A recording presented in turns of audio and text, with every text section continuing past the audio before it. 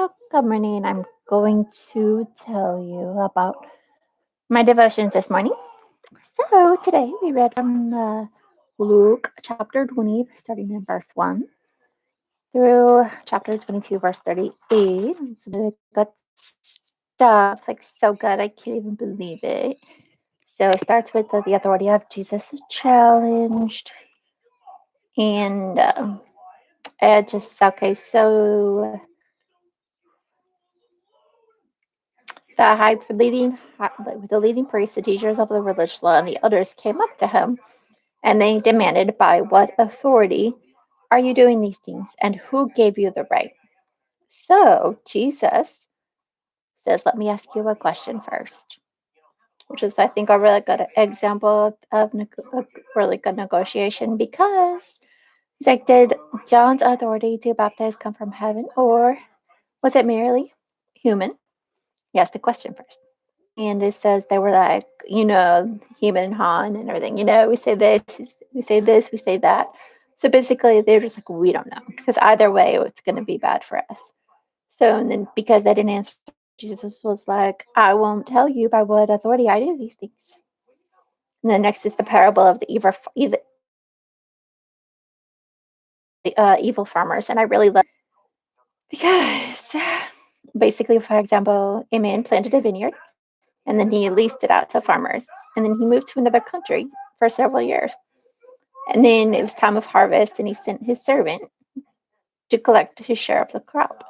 But the farmers attacked the servant, beat him up, and sent him back empty-handed. So the owner sent another servant, but the farmers also insulted him, beat him up, and sent him away empty-handed. And then a third man was sent, and they wounded him and chased him away. And then the owner was like, "What should I do?" And he's like, "Oh, I know. I'll send my cherished son. Surely they will respect him." And but when the tenant farmers saw his son, they said to each other, "Here comes the heir to this estate. Let's kill him and get the estate for ourselves." So they dragged him out of the vineyard and murdered him. And then, so then it says, "What will the owner of the vineyard do? He's going to come and he's going to kill the farmers and lease the vineyard to someone else." But it was just like, for me, I was like, what I got from the vineyard was, and the reason that the religious leaders, and who else was it? The leading priests, teachers of the religious law, and the elders, the reason that they killed Jesus is because they wanted his inheritance. And then said, and just went on to say, Jesus looked at them. Okay, so they wanted, and they were, after he told the parable of, he said they were like, his listeners were like, "That's terrible." The story was terrible. And then Jesus said, "Then what does this scripture mean? The stone that the builders rejected has now become the cornerstone."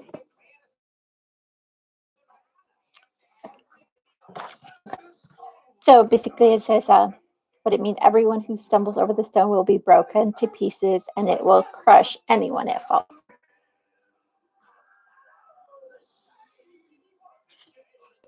Okay, so basically, when he told after he said that, let me see, the teachers of religious law, the leading priests,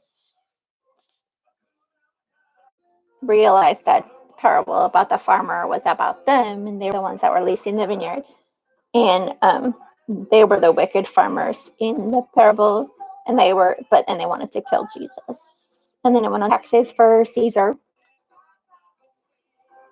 Okay.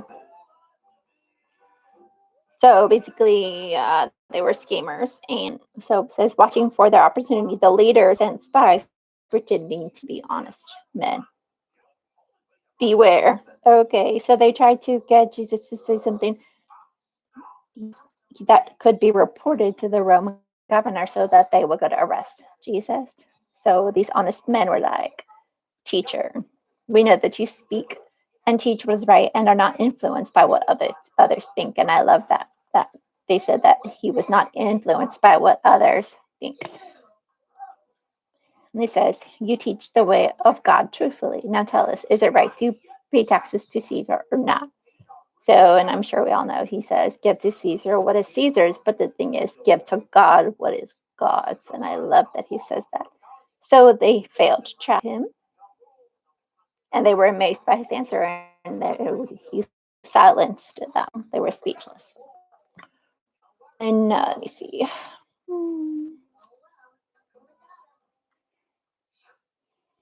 Then Jesus was approached by some Sadducees, and they were talking about discussions about resurrection. So they're talking about resurrection from the dead. Talked about, when Moses was like, they all talked about the seven brothers, they all died, and the what? None of them had kids. They all married the same one. One died, the next married her, the next died, the next married her, and on down the line. And then none of them had kids. And they're like, so in the resurrection, whose wife is she? And then Jesus was like, once again, referred to the Old Testament, which a lot of people, I feel like nobody likes the Old Testament anymore, but Jesus made a lot of references to it. So it is actually important that we know the Old Testament as well as the New Testament. Jesus said, "I did not come to abolish the law, but to fulfill it." So then it's just, and then Jesus was like, "Made for people on earth." Yes. And but in the age to come, those who are worthy of being raised from the dead will neither marry nor be given in marriage, which is wonderful. And they will never die again. In the resurrection, they will be like angels. I love that because people don't know that. They are children of God and children of the resurrection. Isn't that beautiful? There's a lot of things now as to whether the dead will be raised. Even Moses proved this when he wrote about the burning bush. Just like long after Abraham, Isaac, and Jacob had died, he referred to the Lord as the God of Abraham, the God of Isaac, and the God of Jacob. It's so powerful, such a powerful title. And it's just like living, not the dead, for they are all alive to him. Just a second. I have to move this because my back is hurt. I need a table. I'm probably not going to be able to finish this video. Wait, I'm going to have to stop for now. I'll finish. I'm stopping at. Let me tell you where I stopped.